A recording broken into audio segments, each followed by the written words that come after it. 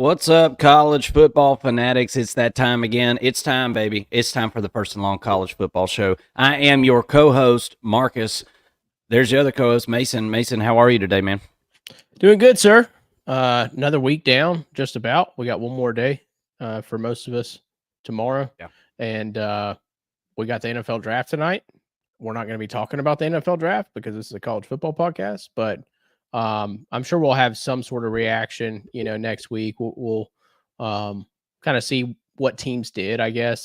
There's this growing notion that Michigan might have the most players drafted in this class, and so we'll see. We'll see kind of how they compare to classes in history. But it's an exciting time for college football fans. This is my favorite part of NFL, right? Is the draft, because I'm a college football fan and I like to see where these, how these guys are valued by professional programs. But anyways, again, we're not talking draft tonight, this week. We'll talk about that a little bit next week, but I'm ready to talk some college football with you. It seemed like a busy week this week, in the transfer portal and some more spring games being played. But what did you think about this week? And lead us into our first topic here. Yeah, I thought the action really picked up as the week went on. I think it kind of took some of the players in college football, a week or so after some of these spring games to kind of sit and probably talk with their family, talk with the coaches, and evaluate their situation as it stands on the roster that they're on. And so I felt like it was kind of a slow start to the spring portal, and then things really, really ramped up, and felt like some teams addressed some needs. I thought the rich got richer in some cases. So we're going to kind of talk about some of the best players that went in the spring, and I think other than maybe one player, we're gonna that I didn't put in the slides today. We're gonna talk about every transfer player that went in the spring that's in the top 100 for the 2024 portal class. So we'll talk about the names that you need to know there. We're going to talk about the Colorado Buffaloes and that saga that continues from the fallout with Cormani McClain, and they had another big-time player go into the transfer portal this week. So we're going to talk about that a little bit and where we think that player may end up going, and just where, in general, this Colorado Buffaloes program is. Colorado is going to be a team that is going to be very much discussed a lot again this year. This last year was not an anomaly. That they're going to attract a lot of attention again this year, and we've got thoughts on it, so we want to share that with you. And then to close out the show today, we're going to talk about Arch Manning. He impressed the nation, and we're gonna talk about that in the game that he had, and maybe a little bit more on the Texas spring game, and we kind of got some content coming out later this week that we want to share with you guys, and we'll discuss that whenever that topic comes up. We're so happy that you are all here with us. Leave us a comment in the comment section, people. If you got something to say on the topics, or maybe we missed something. Everybody in the comment section, is Captain Hindsight, and they can always tell you what you messed up on. So do it live. Come talk to us live on the show. We'd love to talk to you, and certainly appreciate you being here, whether you're on X or you're on YouTube or you're watching or listening to this later. We just thank you so much for doing that. That means a lot. Please hit the thumbs up, drop us a comment, chit chat with us. We'd love to do that. Let's jump into it, Mason. So as I said, we're going to talk about the top players in the spring portal window. And basically what I did was I went through the top 100 2024 spring portal players in general, just for the whole season. And I went through and looked and filtered out the ones that went into the portal over the last few days, last couple weeks. So we're going to discuss those, and I'll put those onto the screen here. But one of the first ones that I wanted to talk about today was Jaden Rashada. And Mason, is that the correct frame we want to be in? No, it's one to the right. If you would change that. Jaden Rashada was a quarterback that played at Arizona State. And if you remember and you think back, a lot of people remember this guy as the $13 million man, right? And what I mean by that is Jaden Rashada was a Florida Gators commit.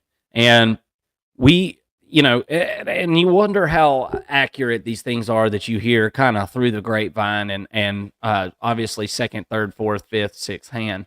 But the rumor was that the Florida Gators boosters promised Jaden Rashada $13 million to come play football for the Florida Gators and play quarterback.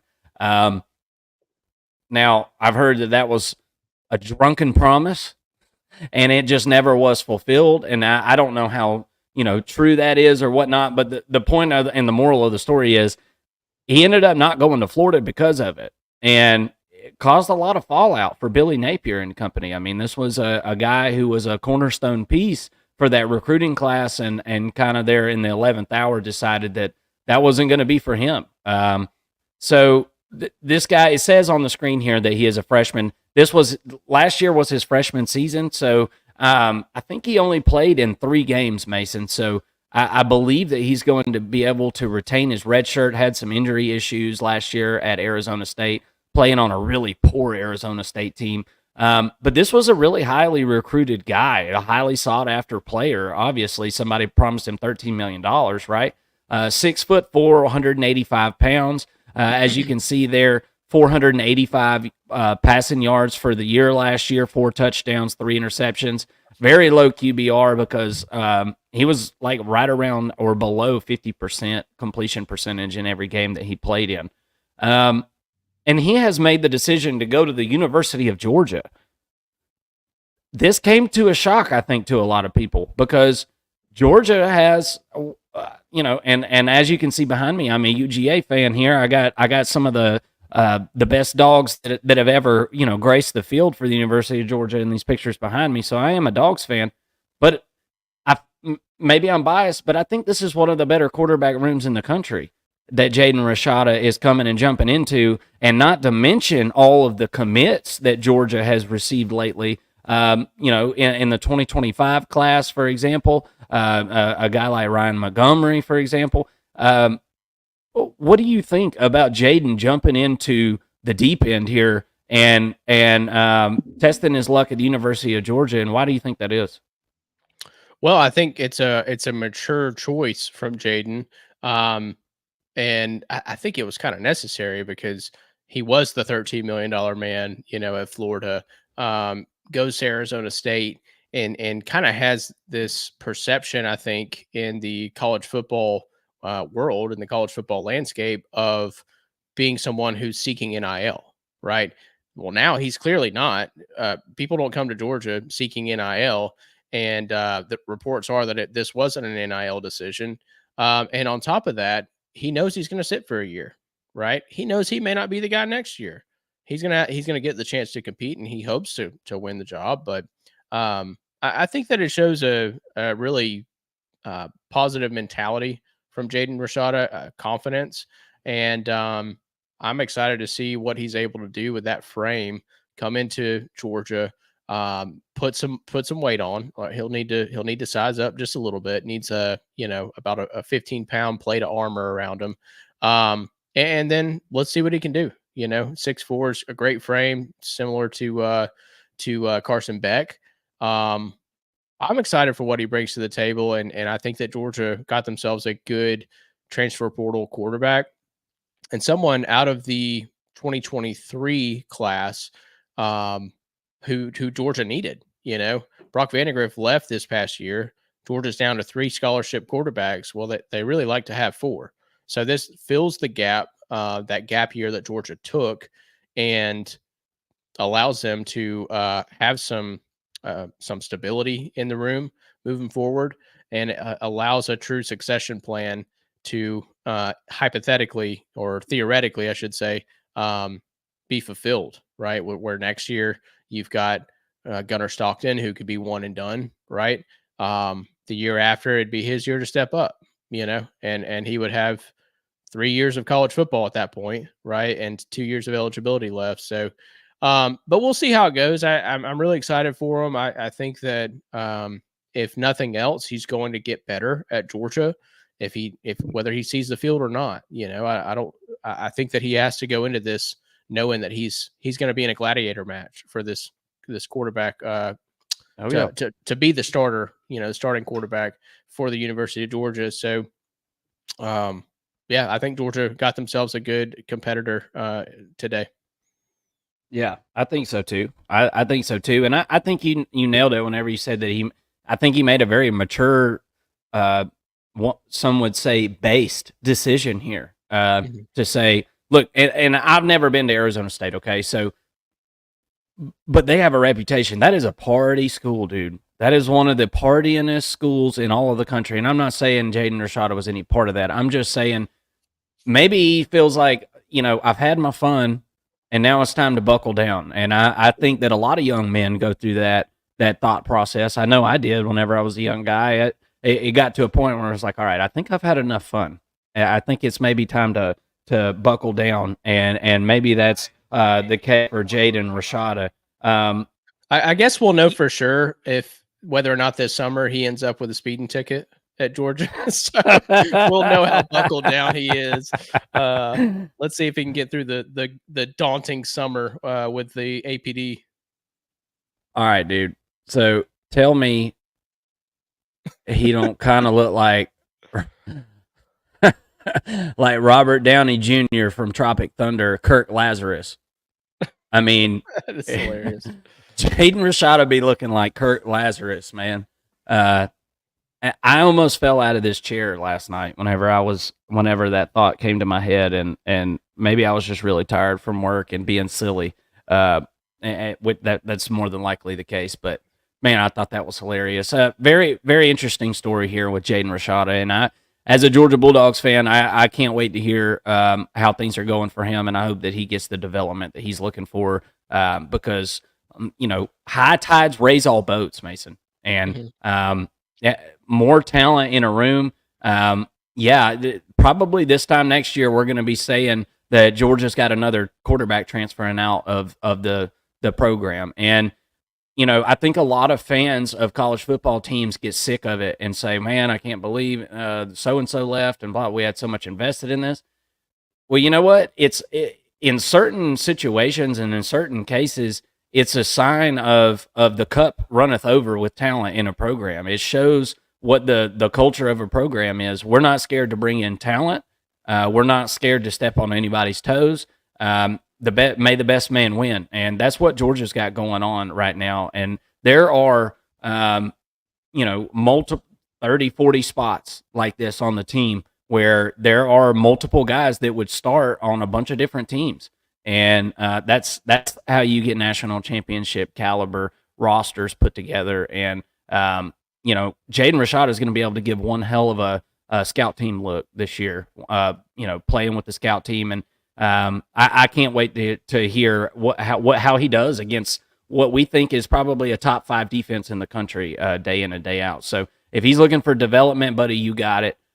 You're about to get it at the University of Georgia. So congratulations to Jaden Rashada. Let's kind of move on here. This was another really, really big name here that jumped into the portal and has made a decision.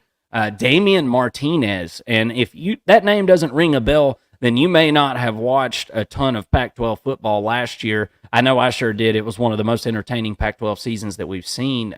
Probably second most competitive league in all of the country last year. And Damian Martinez was a bell cow back on this Oregon State team that played in seemingly important games every single week. I mean, it seemed like Oregon State was in every big game of the Pac-12, or games that maybe weren't even supposed to be big games, but they were very close.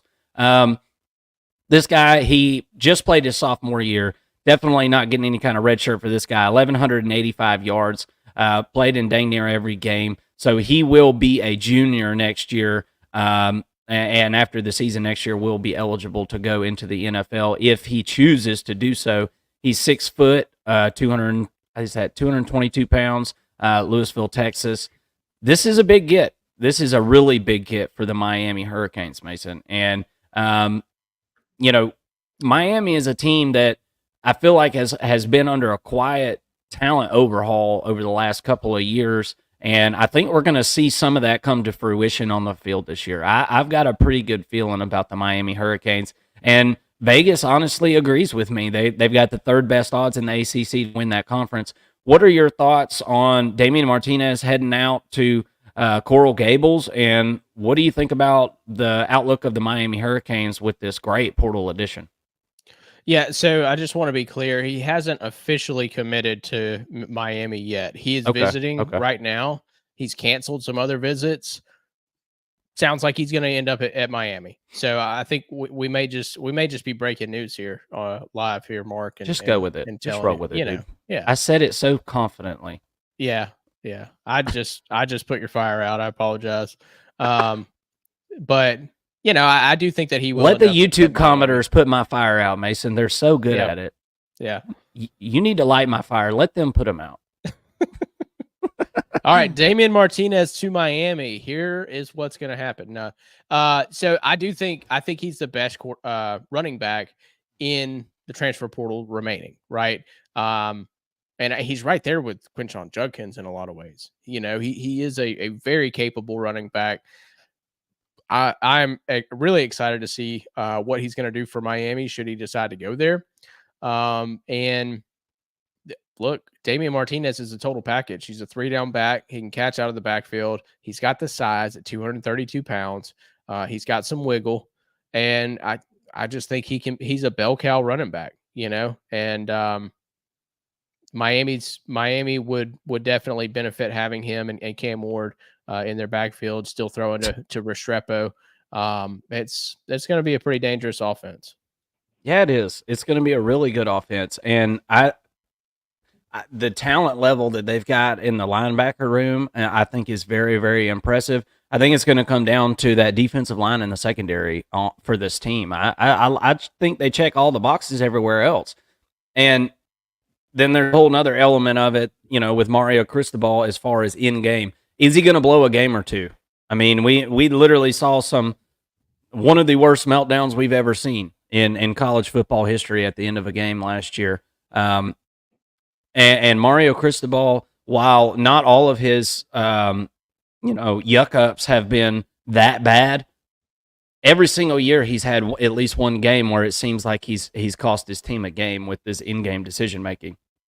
So, as an offensive-minded head coach, I think this offense is going to be pretty good. What can they do to answer the bell on defense? I think is going to make or break the Miami Hurricanes season this year. Cam Ward, I'm certainly in love with the prospect of him going and playing at Miami. I think that's going to be a huge get for the Miami Hurricanes and will prove to be by the end of the season. Let's keep it moving here. This is one of my favorite transfer portal additions of the spring. The Keandre Lambert-Smith, if you don't know, you haven't been paying attention to any Penn State football for over the last few years. This guy is going into his senior season, and he will be transferring out of Penn State, headed to Auburn. And Auburn is a team last year that, honestly, but they really defied all odds and odds makers, really, in a lot of ways, because they did not have a wide receiver on that team last year. Not one. And any Auburn fan will tell you that. I don't know how many drop passes it was or whatever. It got to the point by the end of the season where head coach Hugh Freeze was just like, we're just not going to throw the football a whole lot. And they ran a lot of read option stuff, ran Peyton Thorne at quarterback successfully, I might add. Peyton Thorne ended up being a much better runner than most of us SEC fans had anticipated whenever he came over from Michigan State. But nonetheless, they're going to add a playmaker here. Keandre Lambert-Smith, for all intents and purposes, was the over-the-top playmaker for the Penn State Nittany Lions over the last few years. Had one season where he only had about 370-something yards, but every season other than that, he's had over 500 yards receiving. And, oh, by the way, this wasn't an explosive offense to begin with for Penn State. This is a team that's come under a lot of fire and a lot of criticism for not airing the ball out and not taking chances down the field. And he still had 53 receptions and 673 yards last year. Very, very impressive. seems like a guy that really does well in between the 20s on the field. Maybe not your red zone threat, but man, he eats a lot of targets and he gets a lot of yards out of those targets, averaging over 12 yards a catch for his career.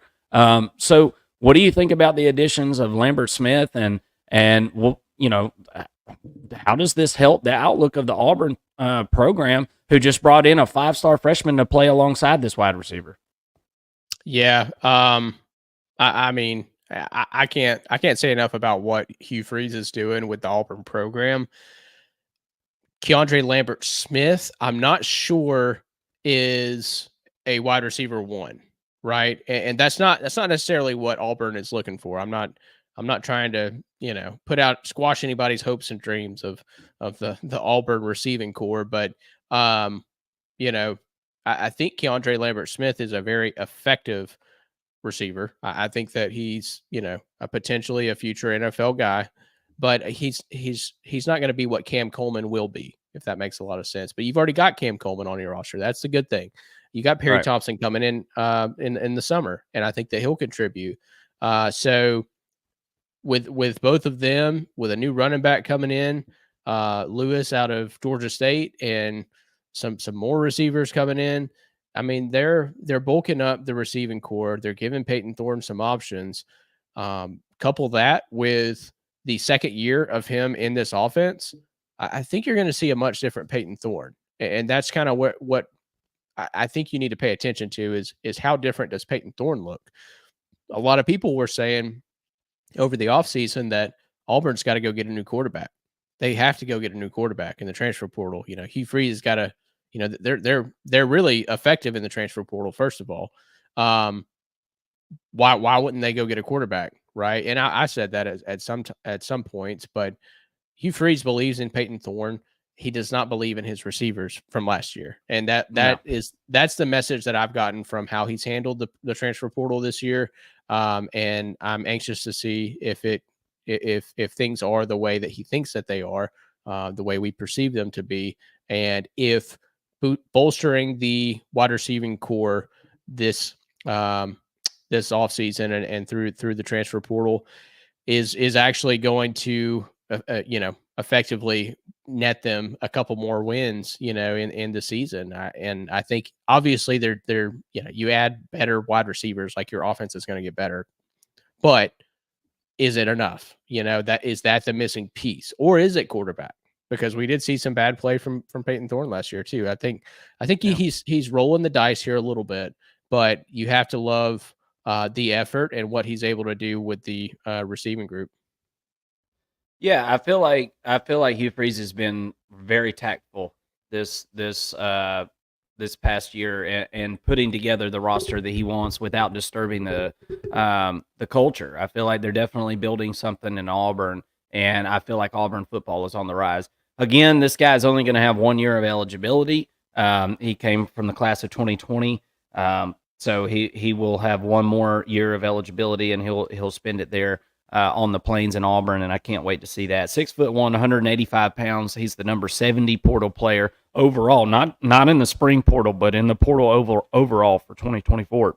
So obviously 24/7 Sports certainly agrees with us as far as the validity of his talent, and I can't wait to see it. Just as long as it's not against my Georgia Bulldogs. Let's keep it moving. Tyler Barron, this is a very interesting story, Mason. Tyler Barron, a guy that I think was once enrolled at Ole Miss, never played there, transferred to Tennessee, went in the transfer portal while at Tennessee, came back out of the portal. I mean, this guy seriously has played portal hokey pokey and played some football last year at Tennessee, has since 2020, he's played each year, and stats have kind of looked similar, but his sack numbers were a little bit higher than normal. Had 6 sacks last year. I think was averaging about 3 a year before that. So not a bad season for Tyler Barron as a defensive end in that Tennessee defense. This is a guy from Knoxville, Tennessee, has plenty of size to play. He had transferred to Louisville, and now he's back in the transfer portal again. So what is your thoughts on this? Now it seems like Tyler Barron is like tainted goods at this point. Who wants somebody who's so wishy-washy like this, man. I mean, I hate to demean the kid or whatever, but damn, dude. I mean, you've got to find a spot to play football. I don't understand, you know, why you would go to Louisville for spring ball and then leave. I just can't fully understand what's going on here. Yeah, and I have no idea what the story is. I don't know if there's um if this guy's got issues in the locker room at Louisville. Um by all accounts, I mean it seems like people are on board in the Louisville program, and they he was a big reason for how why they were able to have such a successful transfer portal class. Yeah. And to me, it seems like you said, he's kind of tainted goods in some ways. And I'm really kind of scratching my head here because I don't know if it's NIL related. Maybe he wasn't getting the money that he was promised. There could be some legitimate reason for this, but he started at Ole Miss, right? Then went to Tennessee, then went to Louisville. Now he's a senior, but he's going to be in his fourth program potentially, or maybe go back. There's some talk that he is going to go back to Ole Miss. I don't know. It's your guess is as good as mine. I just hate it for the Louisville program that I had such high hopes for this offseason. Well, if it's for NIL stuff and somebody showed up somewhere because they were promised verbally that they would get some money, welcome to the real world, Jack. Okay, if it ain't on paper, there ain't no such thing as spit on a handshake no more. Okay, Yeah. so I mean, you don't have anything unless you have it on paper. And if somebody did promise you that and it was on paper, then we should be hearing about some court cases, and we're not. So I don't know, man. This right here is what aggravates me. Not the transfer portal, not people who are using it to get where they need to go or whatever. This is what gets on my nerves. And people like Caden Proctor, those are the people getting on my nerves with this transfer portal class.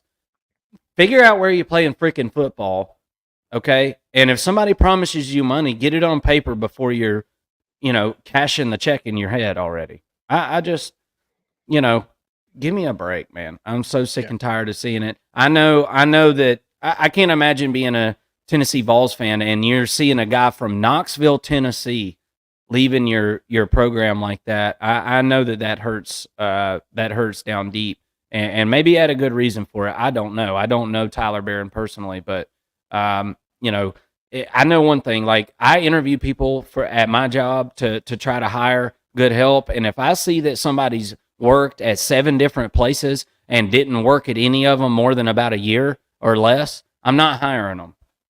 It's not happening. And I'm sure that my little company isn't vetting these guys quite like these Division One multi-billion-dollar situations are vetting these guys. So I just good luck to Tyler Barron, but my God, dude, figure out where you're playing football and then just let us know, and then we'll talk about it again. And this one is going to kind of segment us into our next little segment. But let's talk about Cormani McClain. This guy played in 5 or 6 games, something like that last year. Was a freshman last year, class of 2023.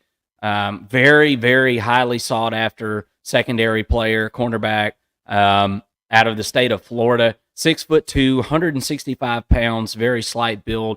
We don't know where he's headed yet. I looked back at his timeline, his recruiting timeline, and I see that Miami was very, very involved in his initial recruitment. The Florida Gators were also involved, a couple of home state teams, and he was actually committed to the Miami Hurricanes whenever he flipped his commitment and ended up ultimately signing with the Colorado Buffs. So what are your thoughts on Cormani McClain? Because we've got a couple of different things being said about Cormani McClain as far as, he doesn't study, he doesn't show up on time to practice, he doesn't blah, blah, blah. So is it the development of Cormani McClain or is it Cormani McClain? I can't figure out whether it's an issue with Colorado or if it's an issue with Cormani himself. Kind of hard to tell, it seems like, at this point in time. What are your thoughts on Cormani and where he could end up and just him as a player overall? Yeah, I mean, I think this is a guy who would benefit from a very traditional, hard nosed, rigorous, structured program. And I don't think that Colorado provided that. This is a guy who's uber talented. He's got the frame. Um, Probably doesn't work out as much as he should based on some of those characteristics that you were mentioning. So if he were to get properly developed, and honestly, you'd have to hold his hand for a little bit for the first year, maybe 2 years, and kind of say like, you better be here, you better be there on time, and have some real consequences to it. Yeah, he could be a superstar. He could be a first round draft pick. He's got the frame and all that speed. Um, Everything is there. I saw some of his film from when he was in high school, and guy's a baller. He's a playmaker. He can go up and catch the ball. A lot of pass breakups. I mean, at the high school level, dude was elite. Um, when you get to college, you've got to start putting your head on straight, day in and day out, and competing and doing what you're supposed to do as a man. You got to man up at some point, and I think that it's pretty clear based on what we've seen and heard that he hasn't done that yet. He hasn't matured to that point yet, and I just hope that he will at some point. I know you mentioned Miami and Florida. I know that they're in on this recruitment, I guess you could say, as a transfer portal player. I also know that Georgia is in on this as well. When you look at programs like Miami, and I do believe that Cristobal runs a pretty tight ship. Um, Florida, I think that Napier runs a pretty tight ship by Florida standards here in the past few years. I think you can easily say that things were pretty wild for a minute there. I think that it's calmed down a little bit. And of course, Georgia is about as structured as it gets when it comes to a college football program. So, I think that he's going to be in a better situation with either of those three. I'm sure that there are more that I'm leaving off. Let me know if you think he's coming to your school in the comment section. But I do believe that Colorado was about the worst place that this guy could have possibly gone. So I think that he'll benefit from a change. Yeah. Yeah. Uh, I ran across something whenever I was looking through stuff about Cormani McLean, and I thought it was worth sharing, and that's what you'll see on the slide here if you're watching through video. And if you are, I hope you'll hit the like button and subscribe and come hang out with us at First and Long. I just wanted to kind of read through this real quick. This was from Andrew Ivins, and for those of you who pay attention to college football, that name probably rings a bell for you, but he is the director of scouting for 24/7 Sports, and this is what he had to say last year about Cormani McLean as he came out of his high school in Florida. A new age cornerback prospect that has a chance to be a difference maker at football's highest levels, given his rare blend of size, length, and speed. Started prep career off playing primarily wide receiver before thrusting into action on the defensive side of the ball. Let me skip down through here. Not one to shy away from contact and is a rather spirited as an open field tackler, but must improve in the boxing ring if he's going to settle in as a true bump and run corner on Saturdays. Tested off the charts as an underclassman, posting a 4.5 in the 40-yard dash to go along with a 128-inch broad jump and a 4.3 in the short shuttle. Will eventually need to add mass to a slender frame and continue to refine footwork technique once enrolled at a school of his choice, but has one of the highest ceilings of the entire class of 2023, given how he moves and covers for someone that's pushing 6'2". Must learn how to block out mistakes and find inner confidence once adversity hits, but has the physical makeup of a potential impact player for a college football playoff contender. So, as you can kind of see there, this is a guy that, and I forgot this, could experience some initial growing pains, but freakish traits are worth molding for the long haul. That was the last line of that quote in scouting report. That pretty much tells you everything you need to know about Cormani McClain. Polished, God-given talent. The guy's got the size. You can't teach 6'2". You can't do it. You can't teach 4.5 in the 40 at 6'2". You can't teach 4.3 in the short shuttle. You can't do that. You can work on it a little, I guess, but he's got some God-given talent, but is nowhere near a polished football player. And you're right, Mason. I think he went to the exactly wrong place to become developed. I think if you're already developed, maybe you could go to Colorado and succeed and be part of a losing team if you wanted to. But, that's just a bad place for a player that needed discipline and needed development, no doubt about it. We'll kind of go into the next topic here, and that kind of transitions us into the next topic, which is the Colorado Buffs and the saga that continues the surrounding Cormani McClain. We'll kind of put the player that's in the matter to the side and kind of talk about some of the quotes that we've heard from him once he's left the Colorado football program, and basically saying that he doesn't want to play for clicks anymore, and that's why he's in the transfer portal. And he wants to play for a real football program, and that was his exact quote. So, what is it? Is it Deion, or is it Cormani McClain, do you think? I don't, or is it a little bit of both? Because it definitely feels like Deion is throwing shade just like this player is. And somebody that's a mature coach like a Kirby Smart or something, you think Kirby Smart's going to be lashing back through the press at a player who just transferred out a 19-year-old kid? I don't think so. Yeah. I think that was a pretty silly decision. And look, I'll be the first one to raise my hand and say I have said some dumb things that have gotten me in trouble, okay, in the past. I have.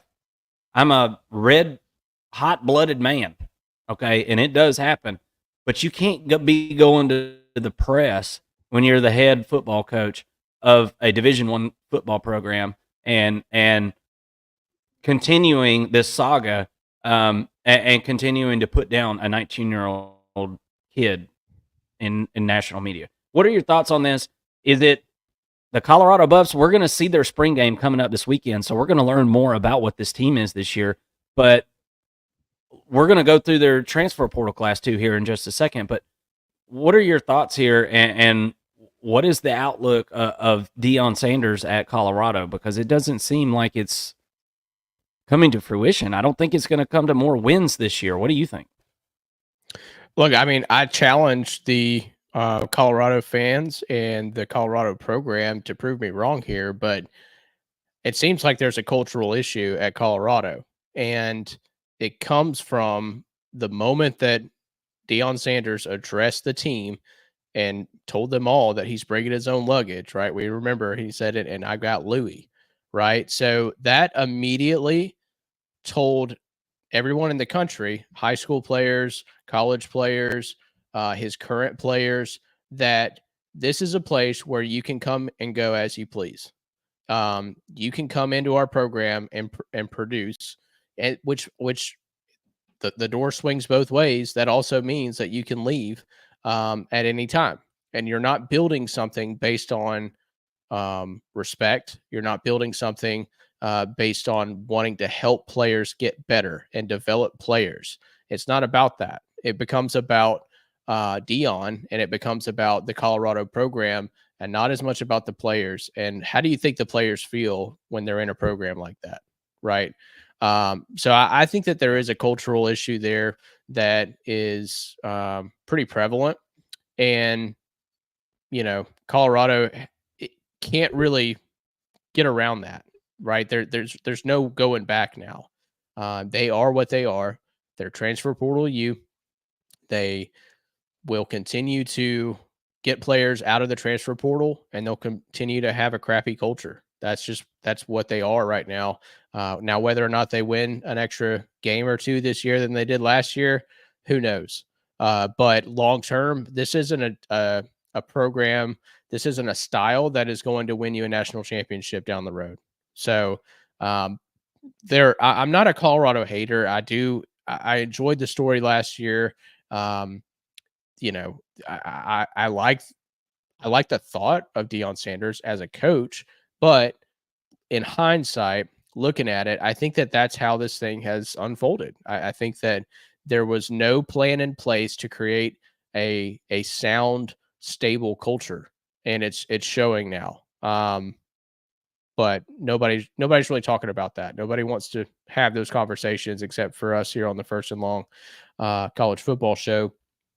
Nobody wants to discredit Deion Sanders in any way, and I just don't get that. I think it's fair to do. He's a public figure. He's a head football coach, and I don't think he's doing a very good job of maintaining his roster and keeping a sound culture at the program in Colorado.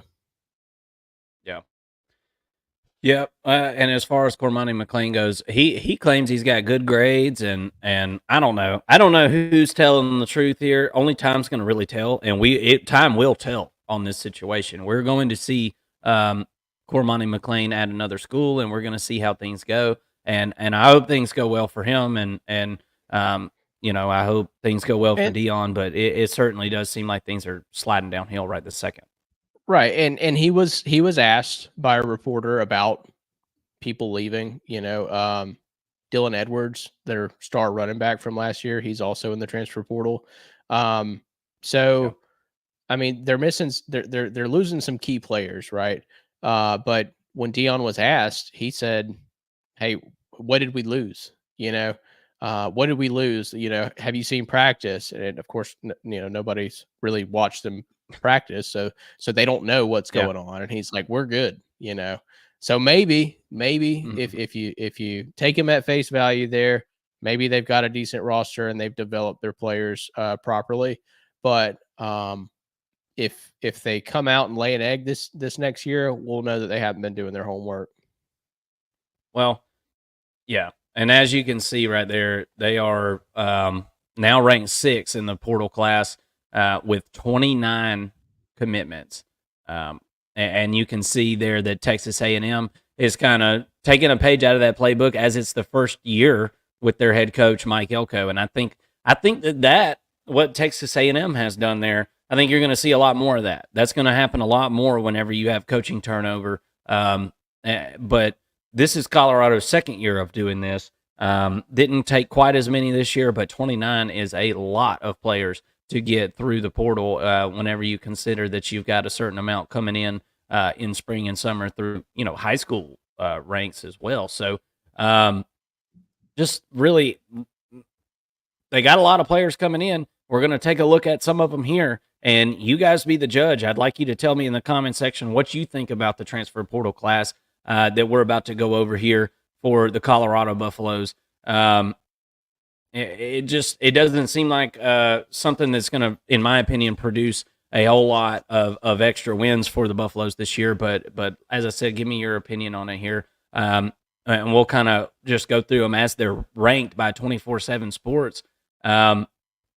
You got Quincy Wiggins coming over from LSU. So anytime you see somebody coming over from a team like LSU, you think, okay, well, that's a very established program and somebody that maybe can help out. So a big body there on the defensive line, and I think that's a good thing.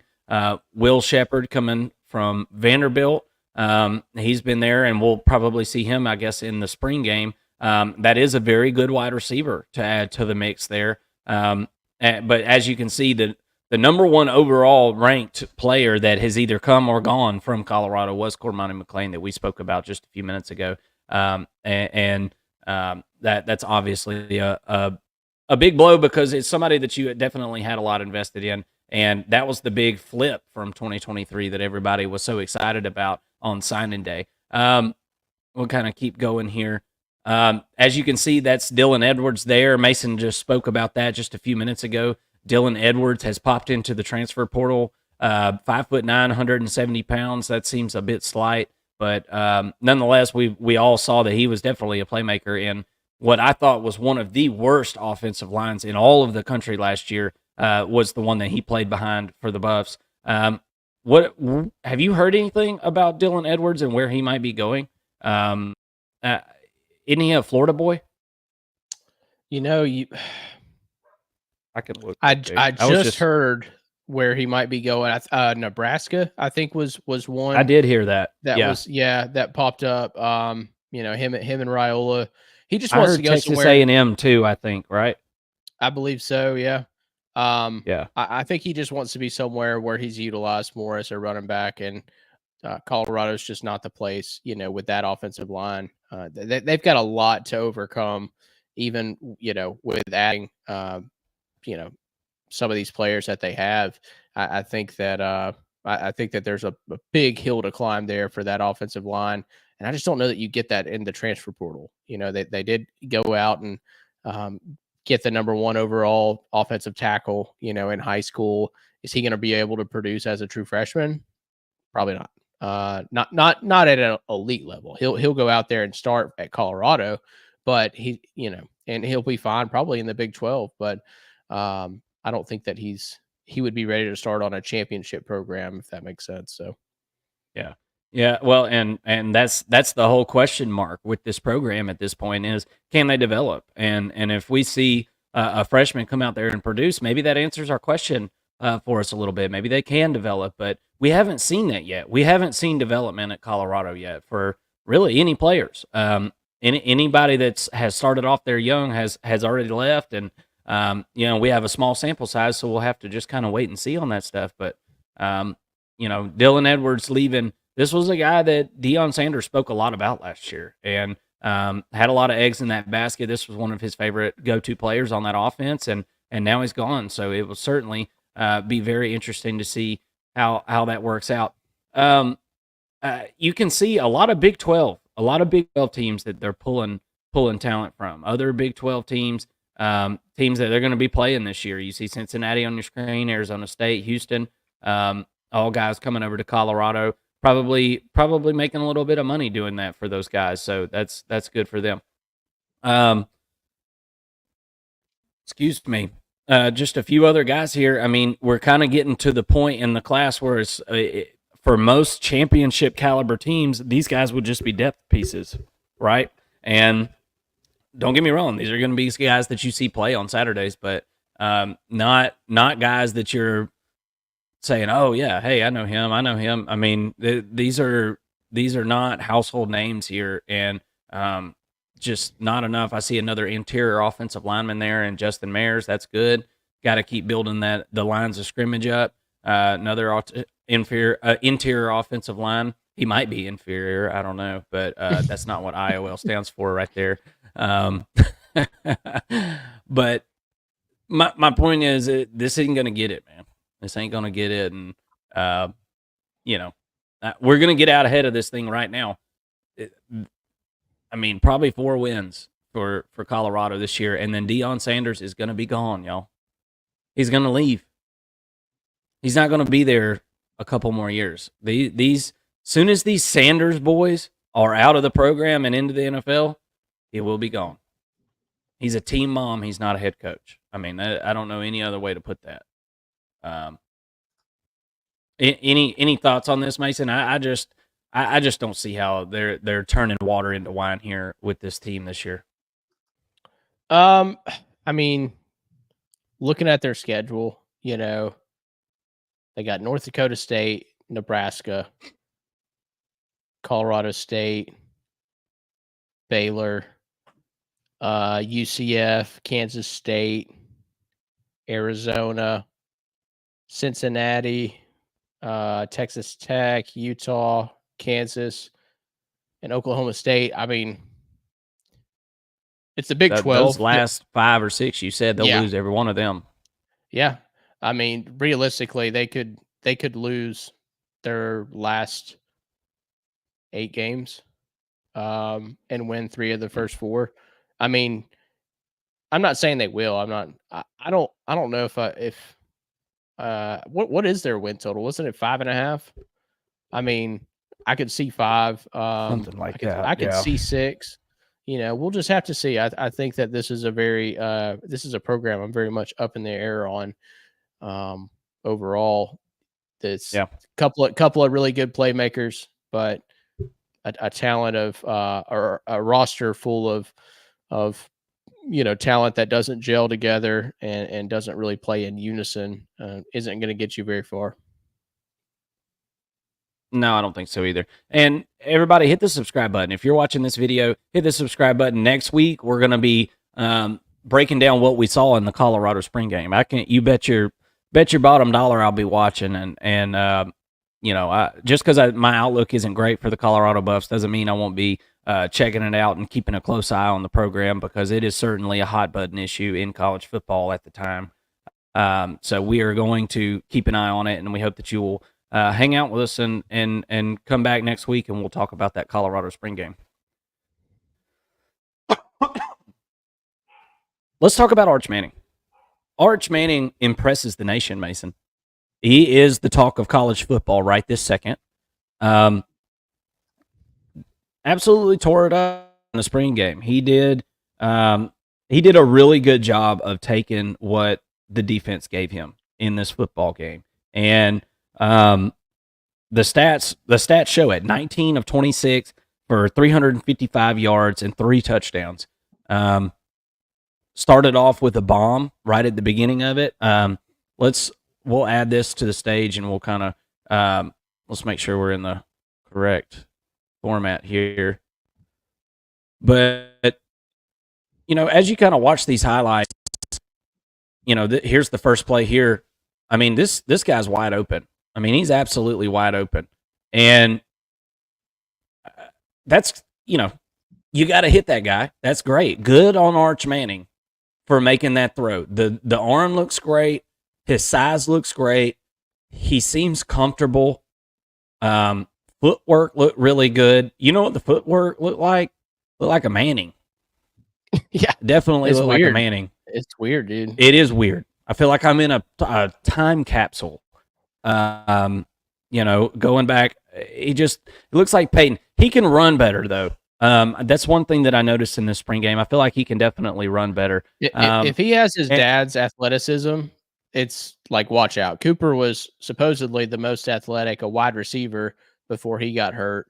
Had a career-ending injury. So if he's got some of his dad's athleticism with his uncle's arms, his grandfather's arm, I mean, that would be something pretty scary if he can develop. And wasn't Archie? Didn't he kind of scramble as well? Wasn't he a bit of a scrambler back in the day? That's right. Yeah. So like that play right there. I mean, let's kind of watch it from this angle. The arm strength is definitely there. Throw was right on the money.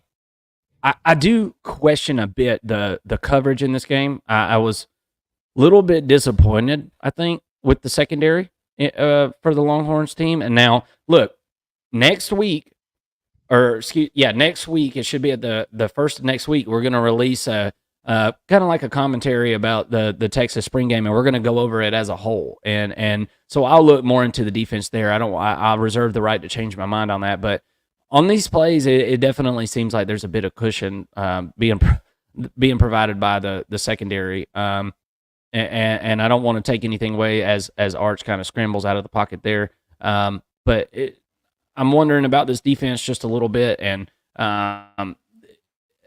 most Texas fans are worried about the defensive line after losing a lot of talent.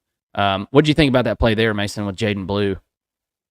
Yeah, I mean, I thought it was pretty sound. He looks very smooth, stepping up a little bit in the pocket, delivers a pretty good ball. There's some confusion with 3 players right there in his vicinity, and nobody's able to cover the running back. Great play design, I guess you could say, but yeah, I mean, Arch did what he was supposed to do. Nothing spectacular, like nothing really wowed me about this spring game performance, other than the fact that in his second year, he protected the ball really well, and looks like he has a pretty good command of the offense. He knows where players are going to be, right there. He's taking a hit. That's a pretty good play right there. receiver goes up and makes a play, but he throws it to where just his receiver can get it. That's a pretty sound play right there. I just want more. I just want more of Arch Manning. And I guess a spring game kind of gives you that taste, puts that taste in your mouth for football anyways. But I want to see more of what he can do. I want to see him in a full, live game. And I think that's what Texas fans are looking for, is to, get him in one of these, second half early games where they're blowing their opponent out, hopefully. And they can, get him some live reps and see what he can really do. Yeah. Well, this secondary better tighten up if they're wanting to blow people out. That's kind of my thoughts on this. And as I said, I'm going to look more at the defense whenever we do this kind of commentary on the spring game here. Nice throw there down the sidelines, and man, this wide receiver core is blessed. Let's just say that this is a very, very good wide receiver core. No lack of playmakers on this offense. That's Isaiah Bond there, transfer out of Alabama. Excuse me.